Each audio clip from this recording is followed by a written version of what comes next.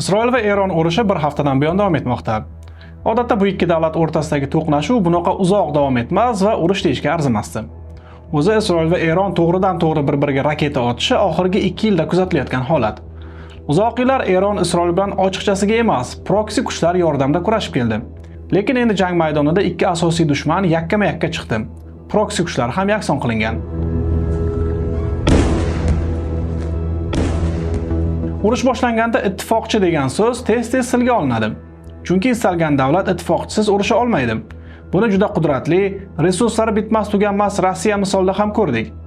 Sovet ittifoqiday qudratli imperiyaning merosxo'ri o'zidan chandon barobar kuchsiz qo'shnisiga qarshi urushda odamlarning qornini zo'rg'a to'yg'izadigan Shimoliy Koreyadan qurol sotib olishga majbur bo'ldi. Eron Isroil urushida hozircha faqat bir tomonning ittifoqchisi ko'rinish bermoqda. AQSh Isroilga Eron raketalarini tutib qolish orqali bo'lsa ham yordam berdi.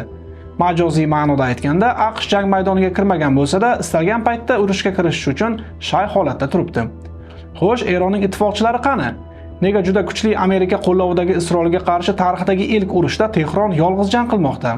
Ukrainaga qarshi urushda Eron yangi sanksiyalar xavfiga qaramay Rossiyaga qurol yetkazib bergandi. Nega Moskva endi og'ir pallada yordamga kelmayapti? Videoda shu haqda.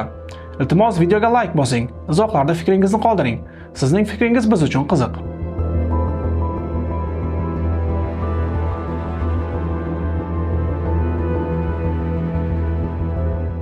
Keling, Eron qaysi masalada Rossiyaning yordamiga muhtojligi haqida gaplashsak. Eng avvalo havo mudofaasi bo'yicha. Hozir Isroil samolyotlari deyarli qarshiliksiz Eron osmoni uzra uchib, yana Isroilga qaytib ketmoqda. Chunki operatsiya boshlanishidan avval Mossad agentlari Eron ichkarisiga kirib, havo hujumidan mudofaa tizimlariga zarba bergan. Bo'lmasa Isroil samolyotlarini bunchalik bemalol Eron ustidan uchira olmasdi. Yaxshi ham o'rtada Iroq va Suriya yerlari yastanib yotibdi. Bo'lmasa Isroil Eron osmoni uzra patrul tashkil qilish ham ajablanarli bo'lmasdi. Bunday holatda Rossiyaning havo hujumidan mudofaa tizimlari yoki qiruvchi samolyotlar yordamida osmonni himoya qilishi Eronga asqotgan bo'lardi. Lekin Rossiya Ukrainaga qarshi urushda o'ziga yordam bergan ittifoqchisiga bunday yordam ko'rsatmayapti. Harbiy yordamdan tashqari Rossiya diplomatik maydonda Eronga katta yordam berishi mumkin. Chunki Putin va Netanyahuning munosabatlari yomon emas. Ular urush boshlangach doimiy aloqada bo'lib turibdi. Lekin bu muloqotlardan keyin ham Isroil Eronni bombalashda davom etmoqda. Aftidan Rossiya Isroil raketalarini urib tushirish yoki bu uchun Eronga qurol berish orqali yana bir urushga aralashib qolishni istamayapti.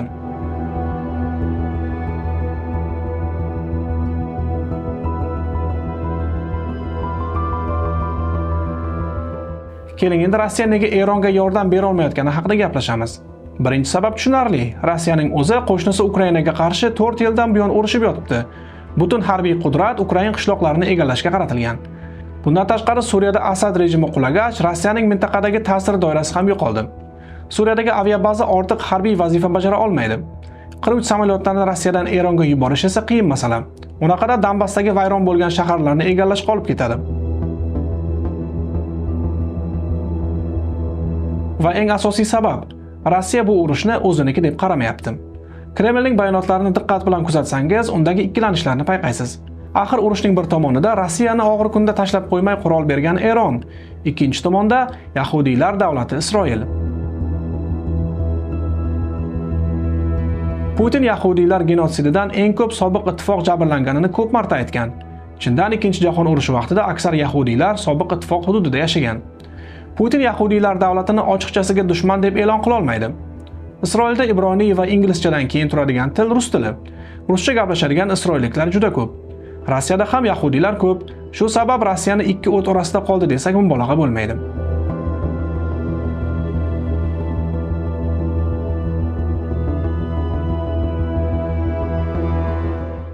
Bilasizmi, oxirgi yillarda bo'layotgan urushlardagi bir jihat e'tiborni tortadi.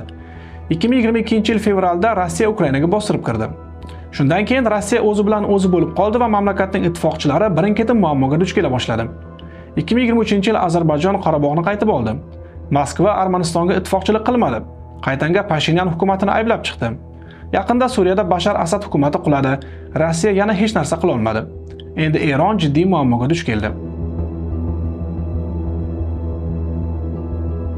To'g'ri, bular shunchaki tasodif bo'lishi mumkin, lekin ishoning, Rossiya urush bilan band bo'lmagan, G'arb bilan aloqalarini uzmagan kuchli vaqtida 3 holatda ham vaziyatni urushsiz o'zgartira olgan bo'lardi. Lekin Rossiya 4 yildan beri Ukraina sharqini egallay olmayotgani ko'pchilikka signal o'laroq xizmat qilgan ko'rinadi.